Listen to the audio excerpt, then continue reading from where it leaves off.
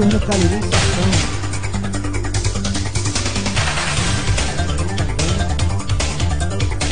Polícia prende acusado de matar o ator em João Pessoa. Financiar a nova Previdência é desafio da gestão Bolsonaro. E a gente vai estar aguardando aqui a presença do convidado de hoje, José do Nascimento Coelho, que está a caminho até para começar o nosso programa. Então, bom dia, são 8 horas e 37 minutos em Campina Grande. Bom dia a todos, bom dia. Uma satisfação estar com vocês aqui novamente no Morena. Abrindo o programa sobre esses destaques aí, você falou da chuva no Cariri, que é uma coisa bem interessante. Mas para quem está começando o programa, eu gostaria de estar lembrando a vocês como é que você vai nos assistir ou nos ver. Você pode estar nos assistindo através do site, nos ouvindo através do site radioborborema.com.br, através do site, também estamos em vídeo agora, a partir de segunda-feira, com o site snn.com.br, e também vocês podem nos ouvir também pelo portal BC Media, bcmedia.com.br. Vocês, através de todos esses portais aí, escutam nosso programa. Também você pode escutar nosso programa através do aplicativo lá na app radioborborema.com.br. Não, perdão, Rádio Borborema. Você entra lá na lojinha de aplicativo do seu Android, aí coloca lá Rádio Borborema, aí coloca lá radioborborema.com.br e você vai ter o aplicativozinho da Rádio Borborema. E também você pode nos assistir aqui pela live do Face, que é rádio, lá na página da Rádio Borborema no Face, que é Rádio Borborema Oficial. Rádio Borborema Oficial, você assiste toda a nossa live. Daqui a pouquinho, como o Bosco disse, vai estar aqui conosco o presidente do Sindicato dos Comerciários, José do Nascimento Coelho, já confirmou a presença e está a caminho. Onde com o Coelho vamos debater assuntos dos mais diversos. Principalmente na esfera sindical e trabalhista, que é um dos braços fortes de Coelho, que além de ser presidente do Sindicato dos Comerciários, ele é presidente da CTB aqui em Campina Grande, não é isso, Bosco? Isso, comanda a CTB, bem como também o Coelho é o dirigente hoje da cidadania, né, ali onde resolve muitos problemas. Muita gente procura aquele estabelecimento para resolver problemas, situações, documentação e todo tipo de coisa. Ele comanda aquele espaço ali também, e a gente vai ter uma conversa sobre aquele espaço ali também, mas principalmente também sobre o governo federal, essas medidas que o governo federal tem tomado desde 2016 e agora com o novo governo, e a avaliação que ele espera, que os trabalhadores esperam do novo governo, que está aí deixando muita gente apreensiva com relação às questões trabalhistas que foram conquistas de décadas e décadas, e que o governo, durante a campanha, ameaça, e parece que vai se concretizar, de retirar boa parte deles. A gente está aguardando para ter essa conversa, esse papo, esses questionamentos, e que você pode participar compartilhando nossa live, comentando através do WhatsApp, está aí os nossos contatos, e através da live do Face. Mande contato pra gente, mande informação, mande a pergunta, questione, participe, que a gente aqui falou. Antes de começar também, mandar um abraço para o meu irmão Gilberto Rangel, que hoje faz aniversário. Um abraço, Gilberto Rangel, você está por aqui pela cidade, veio para a formatura do seu filho, então um abraço para você. Foi muitas felicidades e parabéns. Mais um irmão. De vez em quando eu vou dizer, semana que vem eu dou os parabéns a um outro irmão também que vai estar fazendo aniversário. Aí em casa é uma escadinha, um monte de irmão mesmo. Mas Bolso, me diga uma coisa, seus irmãos é como o santo do dia, cada dia tem um irmão, porque eu já contei os 365 irmãos. Mas vamos continuando aqui. Bolso, você tinha comentado aí uma matéria sobre chuvas no Cariri? Isso. A matéria diz o seguinte: a Associação Vórtice Ciclônico de Altos Níveis da Zona de Convergência Intertropical deverá favorecer mais chuvas isoladas no interior do estado nos próximos dias. Mais precisamente, entre essa terça-feira, 8 e sexta-feira, de 11 de janeiro, quando as chuvas isoladas deverão ocorrer em várias áreas do Cariri, Sertão e Alto Sertão da Paraíba, incluindo as regiões de Patos, Pombal, Souza, Cajazeiras. Prevê os estudioso Rodrigo César Limeira. Além de diversas outras informações repassadas no último ano, o estudioso também previu de forma certeira um 2018 com chuvas ainda irregulares no semiárido da Paraíba, possibilitando boas colheitas em várias localidades, mas perdas em outras. Fato também confirmado. Isso é notícia do Diário do Sertão. Então, as chuvas do Cariri já começam a chegar no Cariri, Sertão.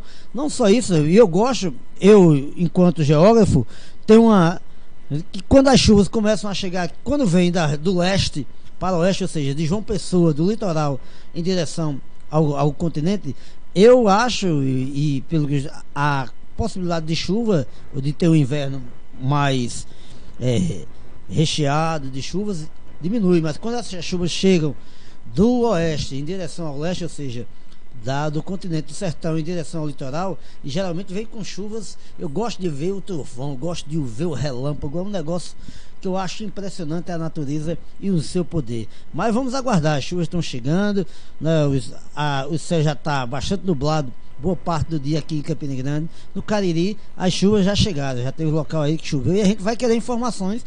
Quando ocorrer a chuva, entre em contato com a gente, manda o WhatsApp, mande o comentário através da nossa página quando estiver fazendo o programa, para dizer o que é que está acontecendo, quando está chovendo, quantidade de milímetros que choveu no seu município, para que a gente possa informar aqui. As pessoas gostam de saber o que é que acontece nos municípios. Tem muita gente aqui de Campina que tem parentes que moram nessas cidades, que gostam de apreciar, que gostam de saber informação do que está acontecendo nas suas cidades natal, dos seus parentes, seus pais, que de vez em quando vão lá visitar e gostam, se animam com a chuva. A chuva é uma alegria, né? A chuva é vida, a água é vida. Assim, dizem também, não é à toa que a NASA procura água em outros planetas, porque vai que um dia esse aqui não esteja mais habitável, e aí a gente tem que se mudar, tem que procurar um outro local para se morar, e não tendo água, não se vive, não existe a menor possibilidade de ter vida sem água. É isso aí, Bosco. Estava acompanhando aqui, daqui a pouquinho a gente vai repercutir aqui uma matéria, sobre a Copa do Nordeste. Enquanto o Coelho não chega, daqui a pouquinho a gente vai repercutir uma matéria sobre a Copa do Nordeste. Você estava falando aí, tu já tem pronta aquela matéria do jogador que você estava verificando? Viu jogadores aqui que... Porque Bosco estava olhando a lista aqui de jogadores, você já tem essa matéria pronta, Bosco? Já, jogadores que perderam tudo, né? Na verdade, muitos atletas que perderam o rumo, na verdade. Adriano é um deles, e na lista, isso é num site aqui do 247, Adriano Imperador, muita gente que se meteram com álcool, com droga. E o destaque da foto que eu achei interessante é justamente Marcelinho Paraíba, né? Colocava Marcelinho Paraíba como sendo um dos jogadores que teve grande fama, muito dinheiro, e que perderam quase tudo. Eu não sei até que ponto isso, sei que sabe-se que Marcelinho caiu na decadência do futebol. Não soube, jogou internacionalmente, terminou no Pere Lima. Não soube a hora de parar, terminou no Pere Lima, e aí é não saber a hora de parar e não saber usar o dinheiro, todo o dinheiro que ganhou. O futebol traz muito dinheiro. Além disso, Marcelinho, além de perder dinheiro, ganhou processos, entre eles, e a reportagem destacava o estupro aqui em Campina Grande, né? A acusação disso, né? Tem aqui, eu tô acompanhando aqui, tem a Nalva, ela tá dizendo Rádio Borborema, saudades de Campina Grande. Eu vi aqui. Muito obrigado, Nalva, pela audiência. No caso, eu tava acompanhando aqui um material sobre a Copa do Nordeste, olha. Esse ano... Caio César tá dando bom dia aqui, viu? Bom dia, Caio César também. A gente tava vendo aqui um material com relação à Copa do Nordeste. Esse ano vai ter mudanças na regra. Vai ter mudança nas regras. Eu vou passar aqui para Bosco, enquanto eu verifico aqui a chegada do nosso convidado. Tem outra matéria para dar repercutida, Bosco? Tem, a prisão do acusado de matar o ator. Polícia prende acusado de matar o ator em João Pessoa. Um homem de 29 anos foi detido nesta quarta-feira, suspeito de participar da morte do ator campinense Simão Almeida em João Pessoa. Ele já tinha sido preso na terça-feira, mas tinha sido liberado por falta de provas. O acusado só foi preso novamente após a análise de imagem de câmeras de segurança de lojas das ruas onde o crime ocorreu. O suspeito foi identificado por uma testemunha e foi novamente detido. Ou seja, o ator que daqui de Campinas, né, foi assassinado perto do centro histórico de Campinas, professor de história também, mas que tem um trabalho muito ligado à questão artística, e foi assassinado em João Pessoa no último domingo. E isso teve uma repercussão, muita gente ficou consternada com a morte do ator precoce, e é aspecto da violência. Espero que, se foi esse o acusado, se foi ele que cometeu o crime, que se faça justiça e que a gente possa punir, que seja punido na forma da lei. Esses eventos que acontecem de violência no final de semana é muito complicado. Mas vamos ao outro aspecto aqui. Bruno. Bosco, vamos aqui a gente está avaliando aqui essas informações. Se for ele mesmo culpado, que ele pague, né? Que ele responda. A gente vem acompanhando aqui todo o desenrolar desse problema aí, que infelizmente vitimou esse nosso um ator, né, conhecidíssimo aqui na região, um ativista cultural, que o pior é isso, tá tirando, não estou dizendo que vida humana nenhuma vale, mas às vezes um caso só ganha repercussão quando acontece como um ator desse, porque às vezes quantos e quantos não morrem todos os dias, por causa do celular, por causa de até de um fone do celular, por causa de R$1, R$2. Isso aí a gente vê todo dia, a gente morrendo por isso. Vê pessoas aí que são viciadas, drogados, que infelizmente é um problema de saúde pública, morrendo por causa que estão devendo R$5, R$10. Então quer dizer que uma coisa dessa é bom que chama a sociedade para estar vendo o que está acontecendo. Com relação ao nosso trabalho aqui, a gente vem acompanhando e vamos cobrar o que puder para evitar esse tipo de crimes. Queremos que a polícia trabalhe mais. A gente sabe que eles já trabalham com o que eles podem fazer, mas como foi questionado por um entrevistado, eu vi numa das TVs aqui da Paraíba, praticamente, para quem conhece João Pessoa, aquela região onde ele morreu ali é a região do centro administrativo de João Pessoa, bem pertinho da Assembleia Legislativa, bem pertinho do Palácio do Governo, praticamente de frente do primeiro batalhão de polícia militar. Então quer dizer que é inadmissível esse tipo de coisa que vem acontecendo. Inadmissível mesmo. Mas vamos continuando aqui, vamos dando seguimento ao nosso programa. Eu estava verificando aqui que o presidente Bolsonaro, nos primeiros dias de seu mandato, ele botou incentivos ao governo federal. Nos primeiros dias do seu mandato. Incentivos aqui à região Nordeste. Colocar a matéria, daqui a pouco a gente volta. O presidente Jair Bolsonaro sancionou o projeto de lei que prorroga os benefícios fiscais para as regiões Norte e Nordeste do Brasil, além do Centro-Oeste, exceto o Distrito Federal. A decisão, publicada no Diário Oficial da União da última sexta-feira, amplia de 2018 para 2023 o prazo para que os empreendimentos dessas regiões tenham direito à redução de 75% do imposto de renda, calculado com base no lucro da exploração. Na Paraíba, que está dentro da região da Sudene, os investimentos decorrentes de vantagens fiscais chegaram a mais de 680 milhões somente em 2017, segundo dados do Ministério da Integração Nacional. O deputado federal Efraim Filho, do DEM da Paraíba, que trabalhou pela aprovação da legislação na Câmara, comenta a prorrogação dos benefícios. A Constituição Federal prevê que a diminuição e redução das desigualdades regionais é um dos princípios a serem observados pela União. E acredito que esse projeto ele simboliza esse tratamento diferenciado para que essas regiões tenham capacidade de atrair investimentos. Para o superintendente da Sudene, Mário Gordilho, a extensão do benefício era essencial para o crescimento das economias dos estados do Nordeste. Ele é muito mais incentivo do que despesa efetiva ou perda de receita, porque a receita que advém da melhoria de produtividade das empresas para outros impostos que não o imposto de renda é muito maior do que o que está se fazendo de concessão para a redução do imposto. Ele realmente, o nome incentivo é bem apropriado, e a condição para ser feito esse incentivo é que o recurso seja reaplicado na própria indústria, né? Pura e simplesmente não paga imposto, pronto, pego o meu dinheiro e boto no bolso. Não, o dinheiro fica na empresa para ser reinvestido na empresa. Para cada R$1 de incentivo de imposto de renda, segundo o governo federal, R$ 19,36 foram investidos no Nordeste. Somente entre 2013 e 2017 foram criados mais de 800 mil empregos, diretos e indiretos, e mais de 1.600 novos empreendimentos foram implantados ou incentivados no Nordeste, de acordo com o Ministério da Integração Nacional. A colaboração...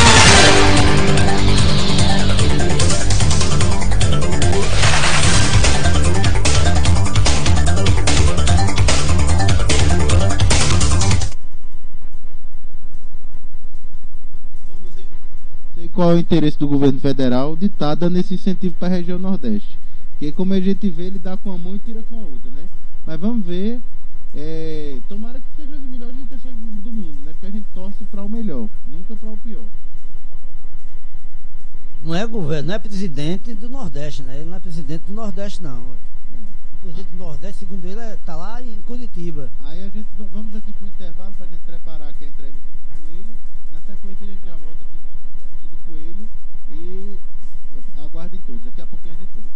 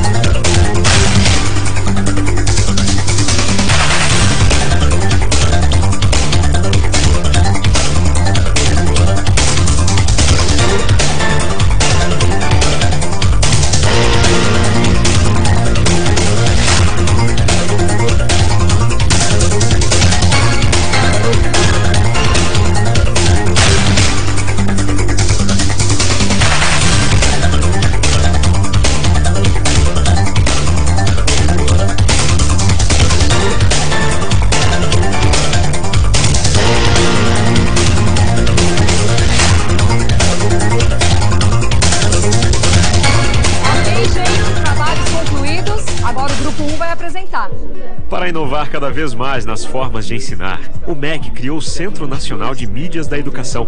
Estúdios onde são realizadas aulas em tempo real. E conectar com tudo. Professor mediador e alunos dentro da sala de aula. Muito bom, pessoal. É isso aí. E um professor especialista dentro do estúdio. Para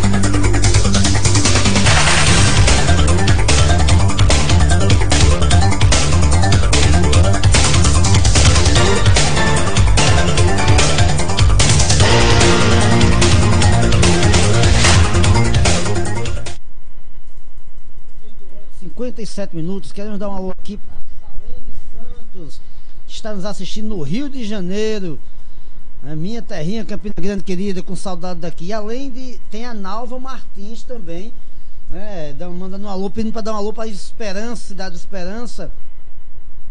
Paulo tá morando em São Paulo, ou seja, tem muita gente nos assistindo aí, gente muito longe nos assistindo, e claro, meu professor Caio César, que está nos assistindo, um grande abraço, Caio César, que em breve vai estar indo com destino ao Chile, tocar, levar a cultura e a música nordestina para o Chile, para os Andes e etc. Um abraço, Caio. Nós estamos aqui com a presença do nosso convidado José do Nascimento Coelho, sindicalista, presidente dos sindicatos comerciários, bem como também representante da Casa da Cidadania, que está lá comandando também isso, e também da CTB, representante aqui da cidade de Campina Grande, da região de Campina Grande, de respeito à CTB.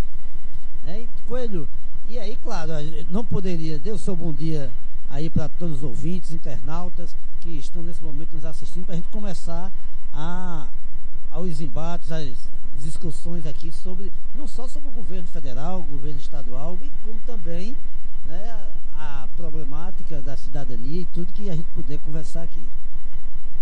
Bom dia, Bruno, bom dia, Bosco, que estão na internauta, nesse momento nos acompanhando. Um abraço para todos e estamos aqui à disposição, Bosco, para bater um papo, expor um pouco da nossa convivência, da nossa experiência, e principalmente após, e como você falou sobre a questão do movimento sindical, principalmente após um ano de reforma da lei que houve um retrocesso enorme sobre a reforma trabalhista. Então vamos direto nessa reforma trabalhista. Não só para a reforma trabalhista, mas nós estamos há uma semana e alguns dias do novo governo. O novo governo já deu algum sinal de algo positivo para os trabalhadores, ou um sinal que foi dado pelo atual governo, pelo novo governo, foi de que os trabalhadores vão penar, vão voltar a ser escravos, como era o que se colocava na campanha do presidente? O trabalhador não tem que ter direito, tem apenas que ter dever e tem que trabalhar e pronto. É esse o recado que o atual presidente manda para os trabalhadores? Primeiro, a gente gostaria de lembrar, e para todos, todas, principalmente os trabalhadores, os jovens, aqueles que esperam entrar no mercado de trabalho, de que o governo atual, o presidente atual, votou a favor da reforma trabalhista, né? E em campanha eleitoral ele fazia questão de frisar que votou 2 vezes, votou pelo esse projeto que hoje é lei sobre a reforma trabalhista. A agenda que o governo apresenta para nós trabalhadores e principalmente para o movimento sindical é uma agenda que nós já esperávamos, que é uma agenda ultraliberal, direitos nenhum, né? É a desregulamentação dos direitos sociais, dos direitos trabalhistas, e, consequentemente, isso trará mais desemprego, muito mais desemprego, né? As condições de trabalho, elas pioram, né? E a situação que se enfrenta é essa. Nós temos hoje 14 milhões de trabalhadores desempregados, né? Criaram até uma terceira, uma segunda classificação. Além do desempregado, tem os desalentos, né? Já criaram até o desalentos, que na verdade é o trabalhador zumbi, aquele que não sai de casa, que não sabe mais para onde vai, né? Então é o chamado trabalhador zumbi, né? Então já criaram essa nomenclatura, essa nova situação. Então é uma agenda bastante ruim para os trabalhadores. Nós já vivemos um momento muito difícil, né? Principalmente com esta reforma, que é o maior retrocesso da vida dos trabalhadores, né? E o que se apresenta aí nesta agenda do governo infelizmente, para os trabalhadores, exatamente desregulamentar todos aqueles seus direitos que isso é conquistado ao longo do tempo.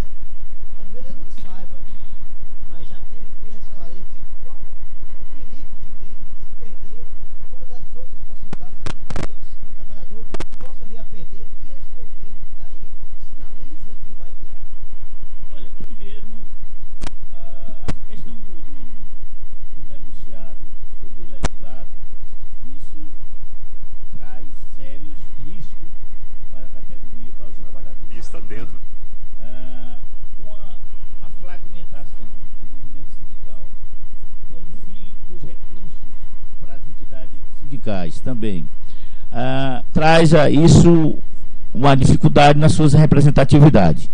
Os direitos trabalhistas, a partir do momento que o legislado, o acordado pode prevalecer sobre o legislado, você vai encontrar diversos tipos de acordos, né, que consequentemente tiram todos os direitos dos trabalhadores. A partir do momento da regulamentação desta lei, os acordos e as convenções coletivas, que são as normas que garantem o mínimo do direito dos trabalhadores, elas se tornaram mais difíceis de serem negociadas.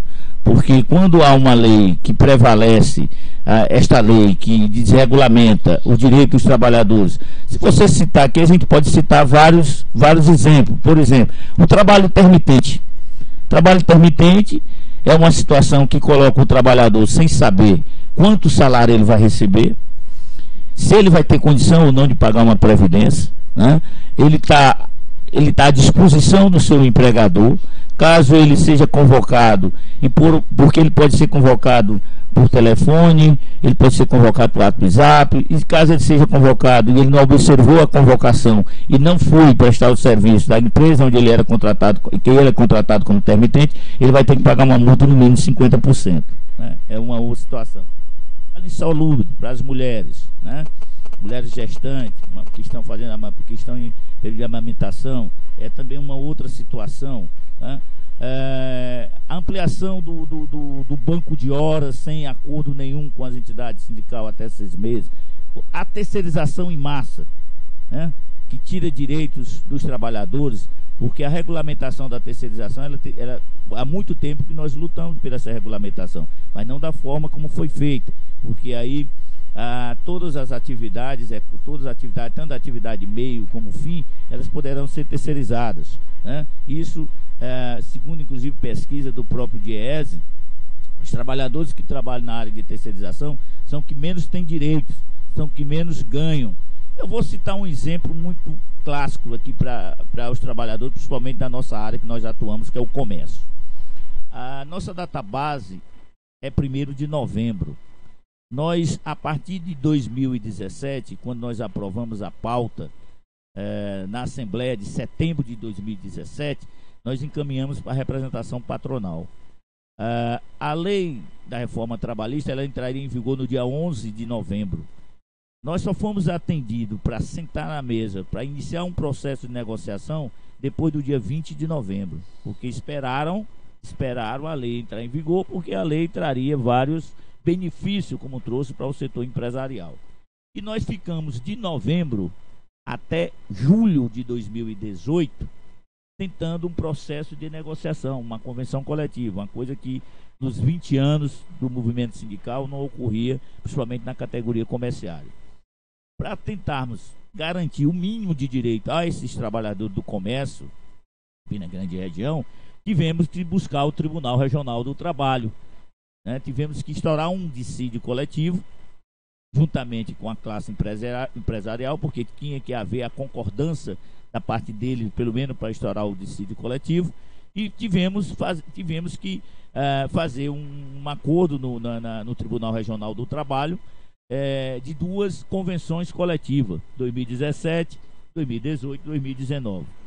Um ganho que aí eu considero como um avanço, que aí nós vamos buscar recuperar um pouco que nós perdemos durante esse processo, é a unificação da database. Nós chegamos a unificar a database em toda a Paraíba, de todos os comerciários, no mês de julho. Então isso vai fortalecer os comerciários na Paraíba. Mas não conseguimos recuperar ou ter um ganho real nos reajustes salarial. A exemplo agora aqui o salário mínimo, por exemplo. Então, a partir da aplicação da nova lei, a maioria das categorias no Brasil, eu digo no Brasil, não conseguiram sequer fechar uma convenção coletiva. Eu tenho comerciários, a exemplo de São Luís, que ainda não fechou 2017, que a database também é novembro de 2017. Então tem vários exemplos, companheiro, que sequer conseguiram fechar uma convenção e já começaram um processo em novembro de 2018, já é outra database, então 2 databases dentro de uma. Então, são isso algumas situações que têm colocado, inclusive, em risco, né, as condições de trabalho.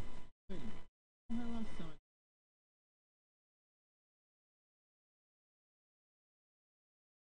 a facilidade que se tem para se debater, por exemplo, aumento do salário do deputado, a dificuldade que eles têm de abaixar eles é difícil. Um auxílio moral eles é difícil. E, na sua opinião, como é tão mexer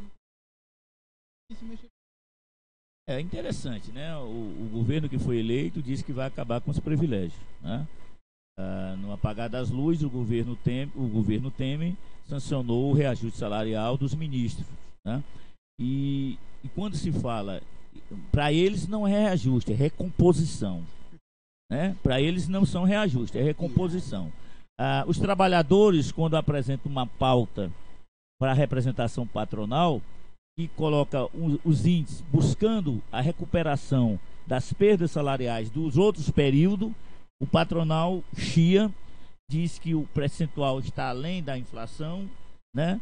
E que esse percentual a gente está sonhando, não é real, né? Quer dizer, quando se coloca uma recomposição para os trabalhadores, o setor econômico, o setor empresarial, a própria justiça também, os próprios tribunais, os próprios ministros que têm as suas reposições salariais, não julgam nenhum dissídio coletivo ou nenhum dissídio coletivo aplicando pelo que se quer uma reposição salarial.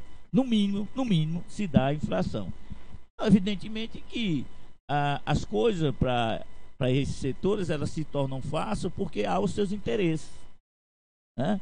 Há os seus interesses. Quando se fala em acabar privilégios, não olham primeiro para aqueles que estão lá no toco da pirâmide, né? E não quer de forma nenhuma, é como coloca, é reposição, não são reajustes. O governo, eu acho que para dar um bom exemplo, ele deveria, no momento que ele assumiu o governo, a presidência da República, deveria ter baixado um decreto, né?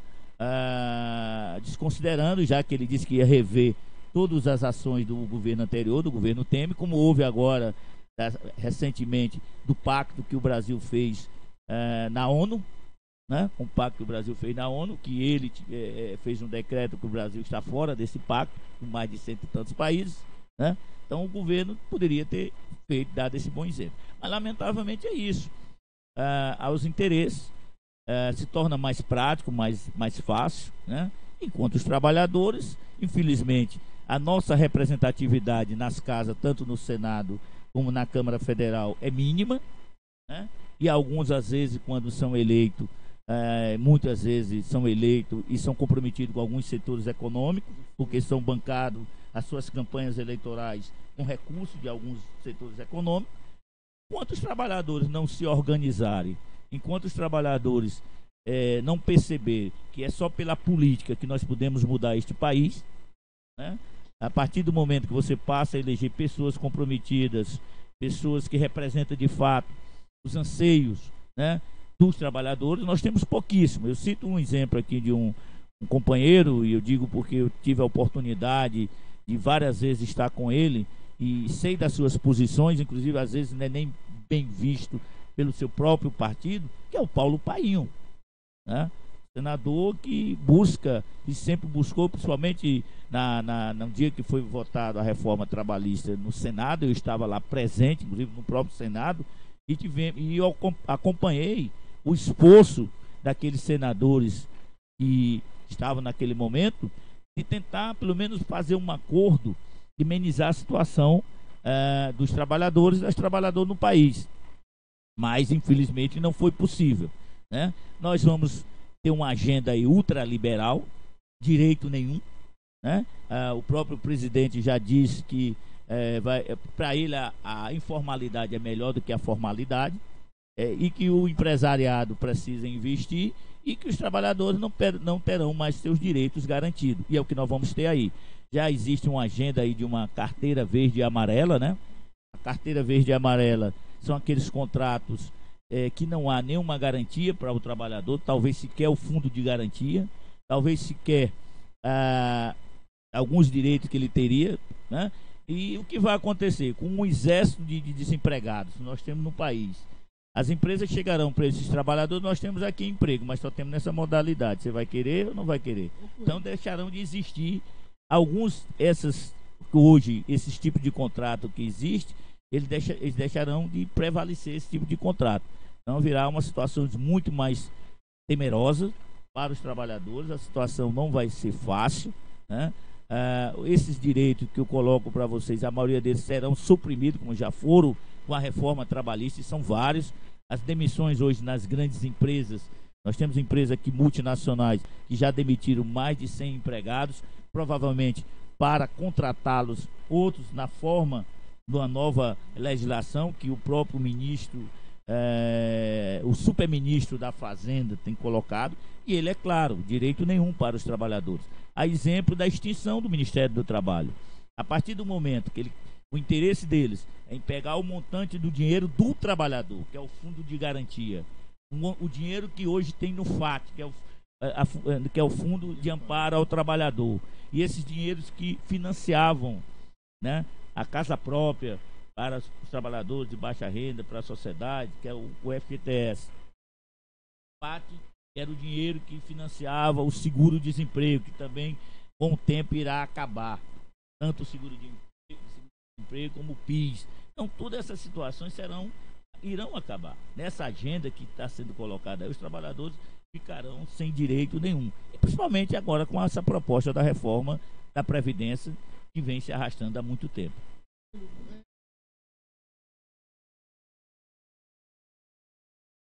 E maestro nessa questão está conseguindo levar vista a rotatividade, que é muito grande.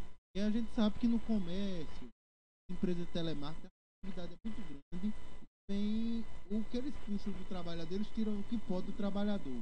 Muito trabalhador não vê a importância do sindicato. Você acha que essa falta de visão do trabalhador se deve, eu já comentei até o que estava aqui, a essa imensidão de sindicatos pelegos que existem no Brasil, e muitos sindicatos são criados para interesse de um e de outro. Isso prejudica sindicatos sérios, como eu citei ontem, o STILP, os sindicatos comerciários, como na frente, o Sintab, e outros tantos sindicatos aí que são sérios, mas por causa de um, de dois, de umas centenas de sindicatos só servem para os patrões. Você acredita que o prejuízo dos sindicatos que estão vivendo hoje é por causa disso? Olha, na verdade, primeiro é o seguinte, existe um pouco disso, mas existe a falta da politização da consciência dos trabalhadores. Particularmente na nossa categoria, nós temos uma classe de trabalhadores muito jovem. Esses trabalhadores já pegaram as coisas prontas. Não vem daqueles trabalhadores do passado, da década de 90, de 80, e tiveram que lutar para ter essas conquistas, principalmente a própria Constituição. Então, esses trabalhadores, eles acham que aquilo ali está ali e caiu de uma forma que não houve nenhuma luta com relação a isso. Com relação ao número de sindicatos, que aí foi o discurso também da própria reforma trabalhista para acabar o imposto sindical, e se me perguntarem aqui que eu sou a favor do imposto sindical, sim, o imposto sindical ele serve para financiar as entidades sindicais, o movimento sindical. Obviamente que durante o governo, principalmente no governo Lula, que algumas pessoas assumiram o Ministério do Trabalho, e aí com a regulamentação das centrais sindicais, começou a proliferar muitos sindicatos com interesse único, que seria em cima talvez da fatia do imposto sindical, sem nenhuma representatividade. Esses sindicatos sempre nós combatemos e sempre combatimos.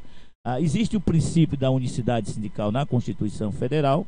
Mesmo assim, tendo o princípio da unicidade, alguns sindicatos surgiram, e alguns pelegos que nós sabemos, conhecemos, e com isso se macula o próprio movimento sindical. Então, os trabalhadores, enfim, também têm culpa nessa parte, Nós temos essa culpa também, e não podemos dizer isso.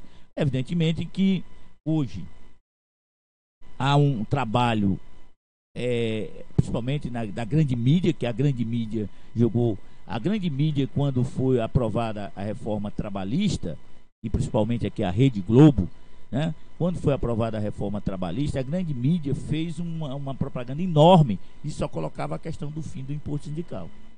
Sabe ele, o trabalhador, que ele deixando de contribuir para a sua entidade, ele está cada vez mais ficando na mão do seu patrão, porque interessa ao patrão, não interessa ao trabalhador. E isso foi pregado durante todo esse período. A reforma trabalhista, eu lembro que na emenda 3, que foi na época de senador Ney Suassuna, e ele fez algumas palestras aqui no Ministério do Trabalho, e dizia que a emenda 3 era necessária, que era exatamente quase essa mesma lei da reforma trabalhista, porque foi um pedido da Rede Globo. Porque a Rede Globo, num certo momento, houve uma fiscalização por parte do Ministério do Trabalho e se encontrou vários trabalhadores em situações ilegais, principalmente alguns contratos de PJização, de PJs em setores de atividade fim, que não era permitido na época. E aí, esses setores, esses grandes setores econômicos, mandaram esse projeto da reforma trabalhista, e um dos autores e um dos que bancou de fato a reforma trabalhista foi o dono da própria empresa Riachuelo, que tinha vários trabalhadores trabalhando lá no Rio Grande do Norte em situações analogicamente escravos, que essa roupinha que nós compramos aqui, a forma como, não é só a Riachuelo, já mais foi pego outras empresas também, CIA e outras mais, onde pegavam vários trabalhadores em situações analogicamente escravos trabalhando para eles, para ganhar centavos por fabricar as roupas, e botam as marcas bonitas aí vendendo a preço de ouro. Então ele que bancou de fato o relator da reforma trabalhista. A princípio eram apenas 10 itens que seriam colocados no projeto, e se apresentou 125 sem nenhuma discussão com a sociedade, sem uma discussão com as entidades representativas, com o próprio Ministério Público do Trabalho, com o próprio TST, com os órgãos que defendem, inclusive com a própria OIT, Organização Internacional do Trabalho. que defende os direitos sociais e os direitos trabalhistas. Então, foi bancado, inclusive, pelo o Rodrigo Maia, lá, o Rodrigo, que é o relator, que foi o relator da reforma. Então, foi bancado por esses setores. E a quem interessa? Interessa a esses setores. Nós temos, por exemplo, no nosso ramo, nós temos uma lei que foi aprovada em 2013, que é a lei que regulamentou a nossa profissão dos comerciários, que lá ela disciplina a jornada de trabalho, que só é permitido, além daquela jornada, um acordo ou convenção coletiva, mas esta lei não está sendo respeitada. Nós temos empresa aqui, por exemplo, Magazine Luiza, em todo o país, já tem contratado 6 mil trabalhadores intermitentes. E eu ouvi uma reportagem assim, que foi feito um ano de... O que é que avançou após a reforma trabalhista? E o que a grande mídia colocava era o trabalho intermitente, obviamente. E vários trabalhadores desempregados ia lá, pegava esse bico, porque o trabalho intermitente é um bico. Pode até servir para algumas áreas, talvez hotelaria, quando tiver em alta estação, o restaurante, etc. Porque o trabalho intermitente foi uma lei trazida pelo McDonald's, que foi condenado em várias ações pelo Ministério Público por praticar essa questão do trabalho intermitente. O cara fica no banco de reserva esperando que ele seja chamado. Então, como é que esse cidadão vai chegar ao final do mês e saber se ele vai receber, ter direito pelo menos um salário mínimo? Como é que ele vai pagar a Previdência Social se a cota mínima da Previdência é sobre o salário mínimo? Ele vai ter que pagar para poder trabalhar. E por isso que eu digo, a reforma da Previdência, ela é necessária, tudo bem, mas é uma reforma que você melhora. Nós temos aí não sei quantos devedores que não pagam a Previdência, principalmente deputados e senadores, né? E não se busca isso aí. Tem um relatório feito por Paulo Paim que aponta todas as mazelas que existem. Então, e como é que esse trabalhador, eu até digo, não é necessário, depois da própria reforma trabalhista não é necessário, porque dificilmente um trabalhador, um jovem que pensa em entrar no mercado de trabalho, vai ter condição de se aposentar no futuro. Beleza, Coelho, seguinte, eu vou ainda nessa coisa do sindicato, né, da sindicalização, da luta sindical. Diante dessas medidas que o governo anterior de Temer e o governo do atual presidente Jair Bolsonaro, o movimento sindical, ele tende a recuar, ou há uma possibilidade maior de aglutinação do trabalhador para combater essa tentativa de neo-escravização, pode-se dizer assim, nova escravização do trabalhador, que diante da pressão que vai ser feita, quer queira, quer não, o trabalhador vai sentir-se pressionado.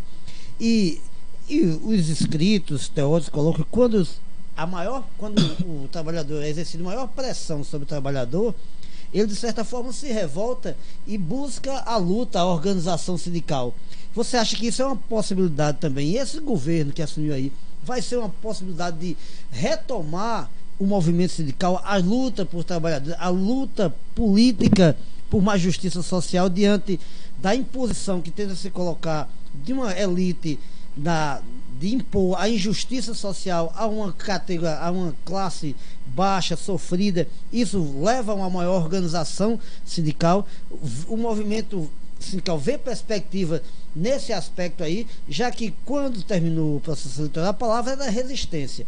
E de muitos setores resistir, porque talvez os anos de governo de Lula, Dilma, o movimento sindical de certa forma acomodou, estava muito satisfeito, e isso vai ser, digamos, o cutucão, ou a cutucar na ferida que precisava para que o movimento sindical dizia: a gente não pode perder isso, e se unir e fortalecer o movimento, fortalecer as entidades sindicais que foram fragilizadas com o discurso de que imposto sindical é caro, não serve para pagar, não serve para nada, e aí vem fortalecer essas entidades. Bosco, o movimento sindical ele teve várias etapas, né? Se a gente acompanhar, né, o movimento sindical teve várias etapas. Evidentemente que durante o governo Lula, eu acho que houve uma certa acomodação. Primeiro, envelheceu, né? As grandes lideranças, as lideranças importantes, também assumiram alguns cargos nos governos, e isso, consequentemente, não houve uma preparação para os antecessores, as pessoas, guerra, né? Então não houve, eu acho que isso renovação, não houve uma renovação, né? como eu digo, a juventude não tem muito interesse. É uma juventude que, quando pega, já pegou tudo pronto, então não tem um interesse. Às vezes não estuda a história do movimento, que deveria estudar, né? E com todo esse processo dos governos, talvez achavam os trabalhadores que estava resolvido. Então achavam, por exemplo, e o governo Lula também, no governo Lula teve também culpa, porque deveria ter feito algumas reformas profundas, né? Deveria ter feito algumas reformas profundas para que talvez não chegasse a acontecer o que aconteceu. Tivemos alguns... Fez acordos demais. Fez acordo demais, então não houve aquelas reformas profundas que deveria ter, como a reforma da democratização da mídia, né? A própria garantia trabalhista, entendeu? Então deixa essa situação. Eu espero que, com esta agenda que esteja aí, os trabalhadores venham realmente a cair em si, né? E aí eu acredito que pode haver uma grande reação por parte dos trabalhadores, principalmente dos trabalhadores desempregados, né? Porque a agenda não apresenta, todos os programas sociais serão cortados. Isso. Tá certo? Com o fim dos programas sociais, a sociedade precisa reagir. E aí não são os trabalhadores, são os jovens, a sociedade em geral. E aí o movimento ele tem que se refazer. Eu acho que nós temos que, eu tenho dito, inclusive nas reuniões que nós temos conversado, nós temos que se refazer. Nós temos que buscar alternativas, né? Nós temos que passar agora e conversar de fato com a sociedade, com os desempregados, né? Porque a agenda que está sendo colocada em prática, e se não houver uma reação maior por parte dos trabalhadores e das trabalhadoras, consequentemente eu não sei o que poderá acontecer no futuro. Então nós estamos aí e eu tenho dito, essa questão do desemprego é preocupante, o poder de compra das pessoas, isso prejudica a própria economia, porque a partir do momento que você não tem poder de compra, você não vai ter consumo. Né? Você não vai ter consumo. Então isso é uma situação gravíssima, né? Nós temos que se refazer, nós temos que reinventar. Eu acho que é num momento difícil que os trabalhadores têm que se superar.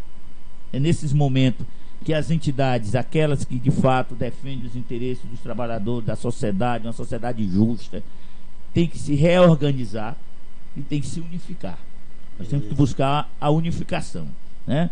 Eu particularmente tenho conversado com alguns dirigentes sindicais de outros sindicatos aqui em Campina Grande, o próprio Wilton, já tivemos conversando, o Antonino e mais outros dirigentes, em buscar uma unidade nesse sentido, porque se não houver uma unidade, né, para que nós possamos de fato enfrentar esses desafios que serão apresentados, né, nós precisamos estar unidos. E é justamente o Wilton teve ontem aqui, é em cima desse desafio que a gente coloca aqui. Os microfones da Rádio Borborema, da Rádio Borborema Online, vão estar abertos e nessa linha para poder justamente, que, claro, os meios de comunicação convencionais que estão aí são muito engessados e muitas vezes patrocinados por essa elite que está aí, por os vereadores que querem diminuir seu salário, que querem tirar seu direito, que vão aumentar a passagem coletiva agora, com acordo com prefeitura, com acordo com vereadores, fazer isso, e o espaço aqui está aberto sem essa restrição, sem nada, porque é isso que a gente quer fazer aqui, quer transformar esse espaço num espaço para o trabalhador, para você que tem acesso, para as entidades sindicais, que quando vai para determinadas rádios aí, tem lá 5, 10, 20 minutos, e quando o entrevistado sai detonando tudo que ele disse, sem ter mais espaço de direito de resposta alguma. É assim que muitos fazem aí, mas aqui não, e é justamente nesse aspecto que nós, da Rádio Borborema, e o Bom Dia Borborema está abrindo esse espaço para justamente porque a gente está vendo que o trabalhador não tem espaço, não tem voz, né? As entidades sindicais também não, então queremos abrir esse espaço nessa linha aí. E antes de também nesse aspecto, mandar um abraço para alguns amigos que estão nos assistindo lá em Serra Branca. José Pérez, professor Péricles, lá da Universidade Estadual da Paraíba, também está nos assistindo, nos ouvindo. Um abraço para você que está no comércio, que por acaso sintonizou agora a Rádio Borborema Online. Nós estamos com esse espaço aqui entrevistando José do Nascimento Coelho exatamente às 9h30. né? E nós temos muita ainda coisa para conversar e o espaço aqui. Bruno, quer fazer alguma pergunta aí, Bruno? Coelho, a gente vê aí essa onda de Bolsonaro, eu não entendi bem assim, o que é que ele está querendo fazer. Ele está querendo que tem hora ele diz uma coisa, o ministro diz outra, ele diz que vai baixar a idade de aposentadoria, vai ser uma, o outro diz que vai ser outra. Você vê, como é que você vislumbra, vou dizer logo assim, vislumbrar, como é que você tenta imaginar em uma bola de cristal, como é que você vê o futuro do trabalhador desse governo? Que não seja um pé de goiabeira. Olha, eu gostaria de pegar aqui um tema que envolve todos os trabalhadores, inclusive os aposentados que estão nos ouvindo, e aqueles que têm esperança de se aposentarem. A primeira perda nós tivemos logo no 1º de janeiro, que foi a questão do salário mínimo. Se nós pegarmos um histórico do salário mínimo desde 1943, a evolução do salário, o salário mínimo passou a ter um ganho real a partir do governo Lula. O que é ganho real? É aquilo acima da inflação. Inflação mais um ponto alguma coisa. O salário mínimo, o aposentado, a referência dele é o salário mínimo, né? É vinculado ao salário mínimo. O salário mínimo, havia uma luta na época, inclusive encabeçada por Paulo Painho, que o salário mínimo ultrapassasse $100. Eu acho que muita gente lembra disso. Lembro. E o salário mínimo chegou a ultrapassar esses $100 após o governo Lula. A lei que foi criada, que o salário mínimo foi reajustado agora a partir de janeiro, ela foi criada em 2012, com um acordo com as centrais sindicais, que o salário mínimo teria o PIB, o acúmulo do PIB, mais a inflação. E aí vem sendo aplicado, e a partir do governo Temer, ele deixou de aplicar esta lei, né? Sempre reduzindo. A LDO, o orçamento, estava previsto salário mínimo para 1.006. O governo fez em 1998. Esta lei, ela será revisada agora, porque ela ia até 2019. Então ela será revisada agora. Por que o governo diz, vamos fazer a reforma da Previdência, e a primeira coisa que vem vai ser a desvinculação do salário mínimo da Previdência? Hoje no Chile, um aposentado que ele quer aplicar essa mesma política do Chile, um aposentado no Chile, ele só recebe o salário mínimo se ele tiver uma previdência privada ou um fundo de pensão. Um homem ganha R$327 e a mulher R$267. Só uma coisa, essa coisa do salário mínimo $100.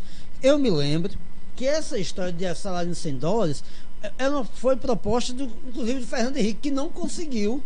Fernando Henrique tem essa proposta no governo do salário atingir $100. Só que ele saiu do governo, o salário mínimo estava valendo quase metade do que ele tinha proposto. Então, ou seja, quem conseguiu fazer, na verdade, o trabalhador ter ganho salarial foi, quer queira, quer não, gosta, não é questão de ser petralha, não. Quem conseguiu fazer isso, dar ao trabalhador ganho real, fazer com que eles, meu dinheiro está valendo. E aí, claro, você pode fazer uma comparação com a questão do plano real. O plano real foi uma maquiagem muito bem feita com um fim claro, que é para implementar esse projeto que hoje está sendo implementado no Brasil. Para quem não se lembra, quando o plano real foi criado, nós tínhamos R$1 valendo $1. E isso vigorou uma maquiagem muito bonita e elegeu o Fernando Henrique. Durante o primeiro mandato dele foi uma beleza, mas depois foi uma catástrofe só. A gente vai dar um intervalo, mas a gente volta a comentar sobre essa questão do salário mínimo e a desvalorização e o valor real dele, tá? Mas que a gente possa analisar a situação como é que é do nosso país e do nosso salário mínimo. Vamos?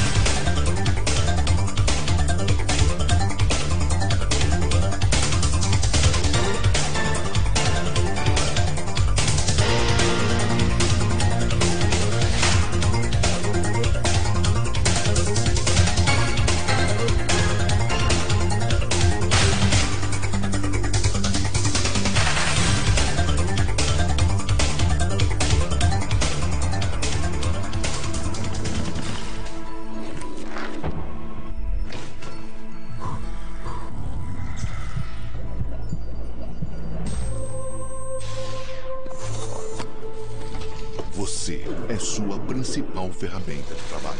Por isso, empregador e empregado têm o dever de prevenir os acidentes de trabalho e preservar a vida. Com um ambiente de trabalho mais seguro, o Brasil avança para um futuro melhor. Ok, gente, trabalhos concluídos. Agora o Grupo 1 vai apresentar. Para inovar cada vez mais nas formas de ensinar, o MEC criou o Centro Nacional de Mídias da Educação. Estúdios onde são realizadas aulas em tempo real. E conectar com tudo. Professor mediador e alunos dentro da sala de aula. Muito bom, pessoal. É isso aí. E um professor especialista dentro do estúdio.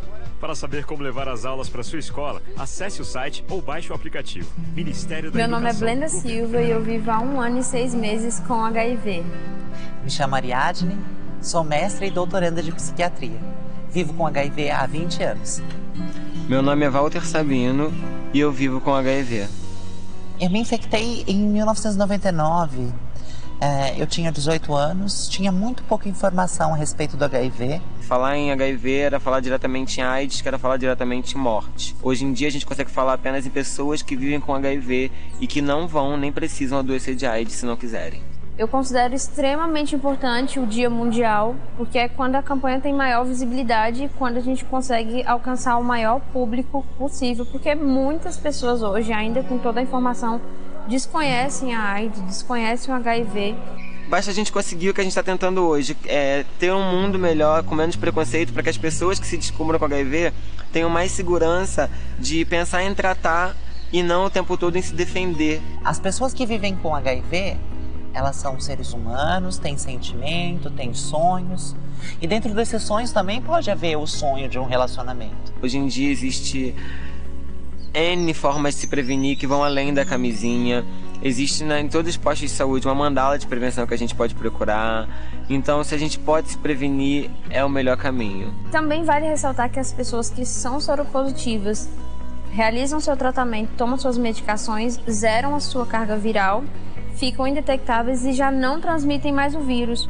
Me tornar indetectável possibilitou o maior sonho da minha vida ser realizado, que foi a minha cirurgia transgenitalizante. Desde que nasci, meus exames através do SUS, sempre peguei minha medicação através do SUS. A gente busca ajuda, até porque isso também é muito importante, a gente nunca estar sozinho. O meu recado para os novos soropositivos é que eles deixem de se importar com o que a sociedade vai pensar ao seu respeito e façam a adesão ao tratamento. Eu acho que o maior vírus que tem hoje em dia, o vírus que mais mata, está sendo o preconceito, porque ele desestabiliza as pessoas, ele enfraquece as pessoas. Vamos trocar o ódio pelo amor. Qualquer opinião que fique fora do parâmetro da ciência, ela é preconceito. É possível viver com HIV, mas a AIDS ainda existe. Informe-se sobre prevenção combinada no SUS e proteja-se. Acesse aids.gov.br.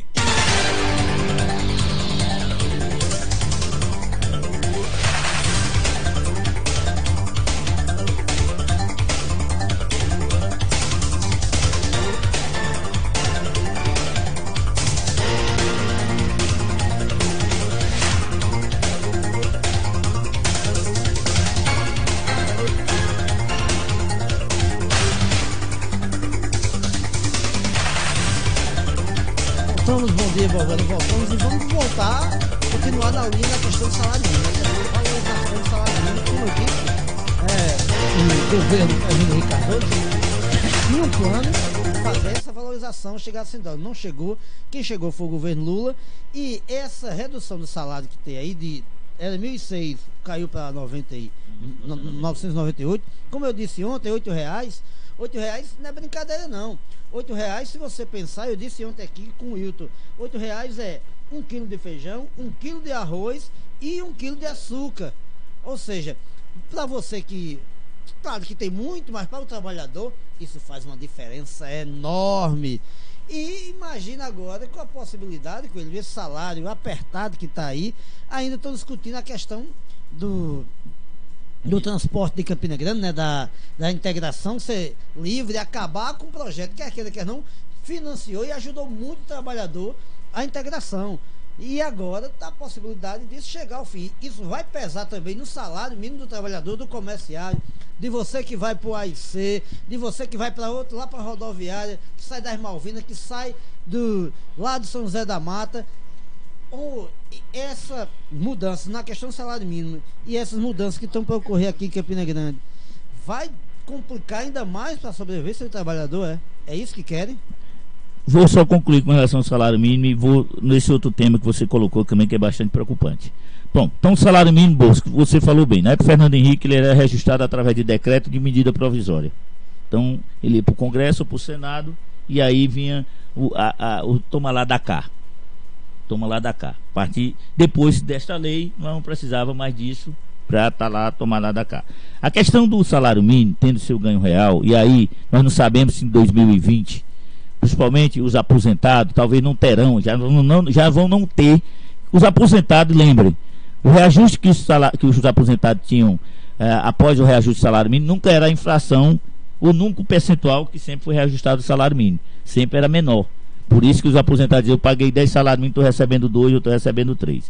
O salário mínimo ideal hoje, segundo o Diese, seria de 3.776, de acordo com a própria Constituição Federal. Oxalá a gente chegasse a receber esse salário mínimo, né? Mas não chega. A partir do momento que ele vai desvincular o salário mínimo das aposentadorias, os próximos aposentados e os atuais irão ganhar menos do que o salário mínimo, porque o salário mínimo terá um reajuste e se o salário mínimo deixa de ser vinculado às aposentadorias, eles vão deixar de receber um salário mínimo. Então isso é bastante preocupante e é uma perda enorme para todos os trabalhadores e também aqueles também que entram no programa de seguro-desemprego, que recebe também no mínimo o salário mínimo. Então é uma situação que deve ser bastante analisada, que está aí na pauta do superministro da Economia do Paulo Guedes, né? Essa questão do temporão, eu acho que a Câmara Municipal devia se debruçar em cima disso, né? Nós temos um Conselho Municipal de Transporte Público que eu considero bastante atrasado, não tem a representatividade da sociedade, não representa mais. Eu acho que na época, quando foi criado em 89, foi para atender uma certa situação, e eu acompanho há muito tempo, e hoje já existem novos atores que poderiam estar inseridos neste conselho. Por exemplo, os trabalhadores. Nós somos representados, nada contra, de respeito às suas entidades, sindicato rural, que é menos que utiliza o sistema de transporte. Nós temos aposentado, nós temos representatividade em duplicidade, Clube de Mães e a US, né? Nós temos, quer dizer, nós teríamos que ter outros atores que poderiam participar desse processo, e era o papel da Câmara alterar esta lei. Dificilmente, eu digo em público, nenhum vereador tem coragem de apresentar uma proposta com relação a isso. Eu acho que deverá se debruçar disso, porque quem vai perder são os trabalhadores, principal, e a sociedade em geral, né? Porque o desempregado já não anda mais de ônibus, estão andando a pé. Eu já disse, existe a terceira categoria, que é o trabalhador zumbi, ele não sabe nem para onde vai, porque não tem emprego, não vai buscar, né? E isso deveria se debruçar, vocês têm razão. O sistema de ônibus daqui de Campina Grande, primeiro ele precisa melhorar, precisa ter qualidade. A integração era um sonho da sociedade. Com esse sistema que querem implantar, eles vão acabar a integração, e o trabalhador vai sofrer cada vez mais no seu bolso, porque eu cito um exemplo, a pessoa mora no Major Veneziano, por exemplo, para ele chegar ao centro dá quase 1 hora, né? E se não houver atraso, algum problema, e nós sabemos que aqui os ônibus atrasam bastante. Eu moro no Catolé, por exemplo, a 15 minutos do centro, eu passo às vezes meia hora esperando o ônibus no Catolé. Claro, eu ando de ônibus, eu sou usuário do sistema, né? Sou usuário do sistema, inclusive já participamos de vários entravos, né?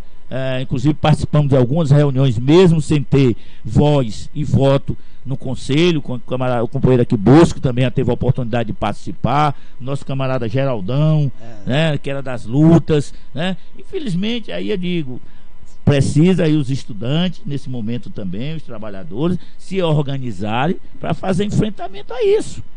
Porque o governo já está tirando os direitos dos trabalhadores. Com a implantação desse sistema, o trabalhador vai ter uma dificuldade maior e também vai ter uma perda salarial. Nós temos, por exemplo, no nosso setor do comércio, uma luta que nós fazemos diariamente, que é a questão das empresas manterem o vale transporte dos trabalhadores, porque eu sei, as empresas colocam que é um custo alto para ela, porque é descontado até 6% do trabalhador. Ainda bem que ainda existe esse benefício, que poderá também, esse decreto, também o governo poderá revogar, já que ele está revogando direitos importantes dos trabalhadores. De repente a pressão vem aí da CNI, da CNT, para revogar inclusive o decreto sobre o vale transporte, porque ele não quer desonerar tudo do empregador. Então o empregador sempre coloca que um dos maiores que onera bastante é a questão do vale transporte, Então, se ele quer desonerar, provavelmente não vai ser muito difícil, trabalhador e trabalhadores que estão nos ouvindo, acabar esse benefício do vale transporte que foi criado através de um decreto. Então não será muito difícil não, porque ele quer rever todos os decretos que foram feitos e medidas durante os últimos 15 anos. Então, o que significa que todas as conquistas, programas sociais que foram implementados nos últimos 15 anos estão sujeitos a ser revogados. Isso representa perdas sociais imensas, garantias sociais, direitos trabalhistas, condição melhor de vida, distribuição de renda. Então, são 15 anos, companheiro. São 15 anos. Então o governo vê aí. Primeiro, dizer que o governo está a serviço do grande capital. A partir do momento que ele se alia aos Estados Unidos, que tem um governo que também tem as mesmas ideias do governo brasileiro, e ele busca imitar, até inclusive imitar o próprio presidente dos Estados Unidos, que disse que se não o cara não liberar dinheiro para ele fazer o muro, ele vai lá e bota um decreto para fazer o muro. Então essas situações é preocupante, é muito preocupante. Nós podemos perder inclusive a nossa liberdade de expressão, porque nós estamos sendo vigiados a todos os momentos. De repente nós estamos em certo local e você pode até perder sua liberdade de expressão, mas nós não vamos perder a nossa esperança.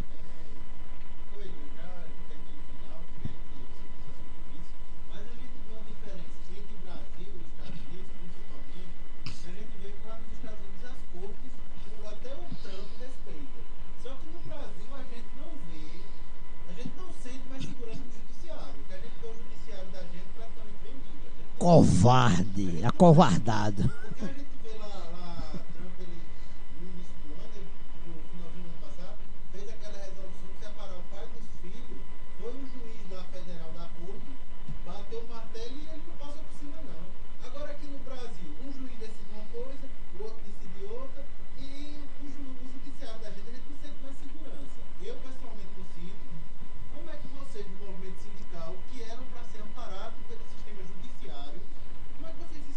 Não, e só um detalhe, e ontem, a pérola da nossa ministra da Família, da Mulher e dos Direitos Humanos, a questão da intervenção na educação, como se a ciência, a teoria da evolução não era para ser ensinado em sala de aula, não era para ser ensinado nas escolas, era para ter a teoria da criação, era para prevalecer. Aí é brincadeira, tá vendo, ciência científica que foi comprovado.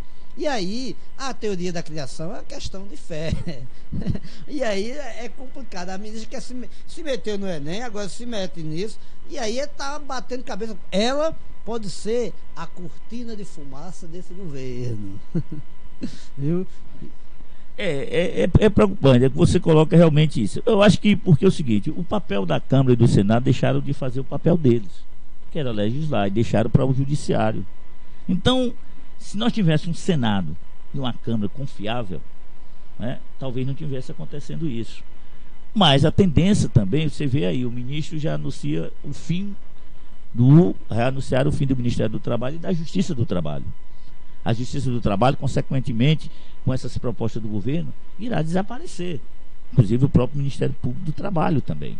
Esses órgãos irão desaparecer. Que é um sistema que os trabalhadores ainda tinham esperança na questão da sua mediação, da sua mediação e tentar equilibrar entre o capital e o trabalho. Você sem esses órgãos, como é que você vai equilibrar o capital e o trabalho? O trabalho vai ficar refém do capital, sempre vence. Então você tinha uma confiança também nesses setores. Nós tivemos aí um ministro do TST totalmente favorável à reforma trabalhista. Em outra partida, nós temos turmas no TST, alguns ministros e ministros, que foram contrários, inclusive assinaram nota publicamente. Quer dizer, nós temos no STF alguns ministros que têm umas posições diferenciadas de outras posições.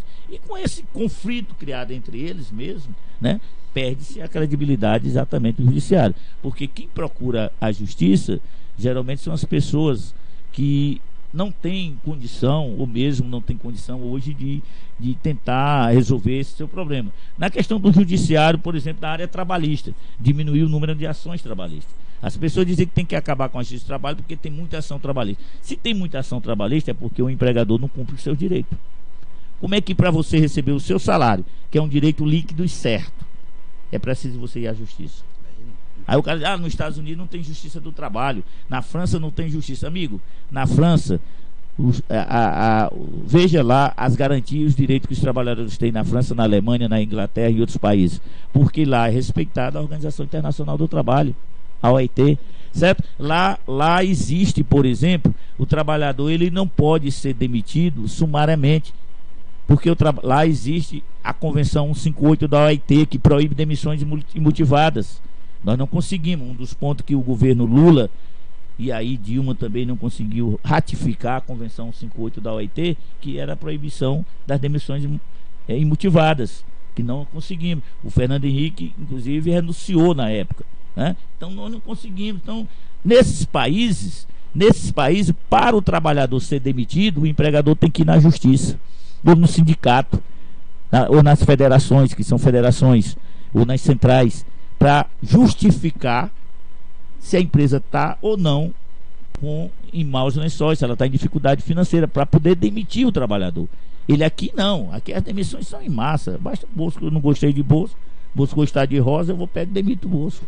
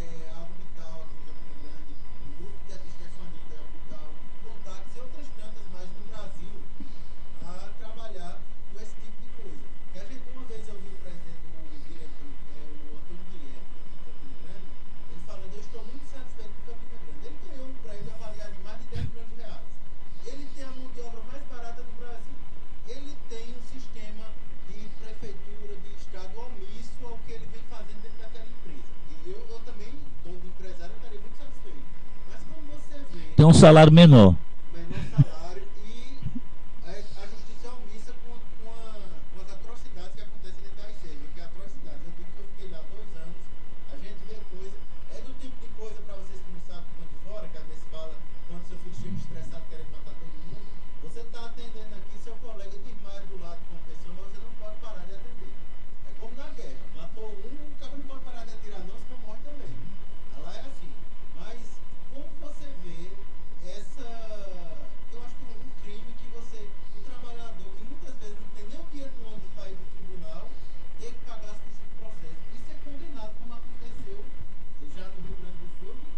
Alagoas.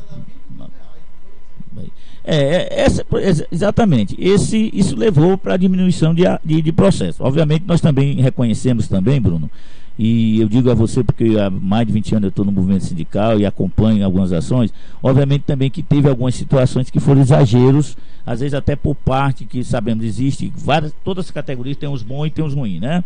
Nós temos uns oportunistas, nós sabemos que às vezes tem alguns advogados que querem botar além do que o trabalhador tem direito e etc. Porque sempre as pessoas disseram que a justiça do trabalho era paternalista. Nunca foi, nunca entendi desta forma. As decisões, inclusive as últimas decisões, eu acho que os juízes, essas últimas decisões que têm ocorrido na justiça do trabalho, ela não tem sido muito benéfica aos trabalhadores. Quando o direito é líquido e certo, ele não precisa ter medo que ele ganhe essa ação. Quando o direito é líquido e certo. As condenações dos honorários de sucumbência têm levado, de fato, os trabalhadores a ter medo de entrar com a ação. Agora, aqueles advogados responsáveis, aqueles mesmo que olham para o direito do trabalhador, que não botam fantasias, às vezes também, e eu estou dizendo isso como sindicalista, certo? Eu estou dizendo como sindicalista, não botam fantasia, que acha que o trabalhador tem direito isso, aquilo, porque cria também uma esperança negativa, ele termina sendo condenado, inclusive, a pagar os honorários. Eu vi uma ação de um trabalhador, que ele entrou com dano moral, não provou, ele ganhou as horas extras, mas perdeu a parte dos danos morais. Ele, por exemplo, ele pediu 10 mil de danos morais, 10 mil o juiz vai lá condenar 20%, aqui tem tido condenado 2%, tem juiz que está condenando 2%, mas vamos botar que ele condene 20%, dá R$2.000, ele tinha 1.000 para receber de hora extra, então ele ficou devedor à justiça, além dos honorários depois que ele vai pagar do advogado. Então também eu oriento que os trabalhadores também procurem bons profissionais e não tenham medo. Se o direito dele, e aproveita quando ainda tem a justiça, se o direito dele é líquido e certo, ele tem que buscar. Agora, não adianta se você coloca uma coisa e não tem condição de provar. A AIC, por exemplo, a AIC tem vários processos no Ministério Público do Trabalho, tem termo de ajustamento de conduta, somente em Campina Grande. Eu fui uma das pessoas que tive contato, inclusive com o pessoal da direção em Minas Gerais. Eu assinei vários comunicação de acidente de trabalho, porque na época o sindicato não tinha delegacia sindical aqui em Campina Grande, e algumas pessoas na IC me procuravam porque a empresa não emite a comunicação de acidente de trabalho, porque você sabe que se o trabalhador for afastado por doença ocupacional e for provado, ele terá direito a uma estabilidade após o retorno ao trabalho, e eu fiz muito isso na IC. A gente tinha aqui um centro de referência, temos, mas hoje ele não está cumprindo mais o seu papel, que era o Sereste, que é municipal. O Centro de Referência de Saúde do Trabalhador, ele tinha uma parceria enorme com os sindicatos e fazia um papel excelente. Hoje praticamente está desativado. O Seraste, aqui, que é o Centro de Reabilitação, para que vocês tenham conhecimento, aquele dinheiro ali que foi construído, aquele Seraste, foi uma multa que o Ministério Público transformou na construção daquilo ali, que tem sido também um grande parceiro nosso nessa questão, né? Transformou e construir aquele centro para a reabilitação dos trabalhadores. Mas eu sei também como é que está funcionando, porque infelizmente o município de Campina Grande, os conselhos não se reúnem mais, praticamente é o que vai acontecer neste país. Eu fui inclusive membro da Sudam, eu fui do conselho da Sudam, indicado pela a minha confederação, e hoje o governo também já anuncia que vai acabar com um bocado de conselhos importantes que discutem a questão do controle social. Infelizmente a tendência é acabar também essas condições. Beleza. Queremos agradecer aqui a participação do Zé Nascimento Coelho, sindicalista, comandante também lá da Casa da Cidadania, né, também representante da CTB aqui na nossa cidade, e que essa luta continua. E que nós queremos desejar a você, nós estamos terminando nosso programa, um bom dia, que amanhã a gente volta aqui agora com o sociólogo, o doutor professor Andrade, José Cristóvão Andrade vai estar aqui, o reitor de cultura da universidade vai estar aqui também comentando sobre essas questões do governo federal, né, a sociedade e esse patrulhamento ideológico que tenta se fazer nas universidades. Mas é isso, um abraço, Coelho, suas considerações finais. Bom, Bosco, Bruno, eu gostaria de agradecer a todos os internautas que estão nos acompanhando na Rádio Borborema e dizer a vocês que estou à disposição, gostei muito da conversa, do bate-papo, espero que as pessoas tenham entendido, se não fui muito claro, mas é o que eu vivencio do dia a dia, é o que eu conheço um pouco, e dizer a vocês que a luta vai continuar, e é isso, nós estamos aqui firme e forte nessa luta. E esse espaço está aberto para isso. Um abraço a todos. Gostaria de agradecer a todos, bom dia, esse final de dia aí. Lembrando que daqui a pouquinho, logo mais 3 horas, tem um programa com notícia com Edgar Fernandes, viu? E sexta-feira? E mandando aqui lembrando aqui que mandando um alô novamente, que dona a Nalva lá do Rio de Janeiro pediu. A Nalva Martins, ela pediu para mandar um alô lá pro pessoal de Esperança. Estamos mandando esse alô novamente. Obrigado a todos, fiquem todos com Deus e até amanhã. Esse espaço aqui está aberto e a gente se quiserem aí dar uma força para a gente manter isso aqui, conversa aí com o povo, para a gente manter essa linha que vai. A tendência é essa aqui.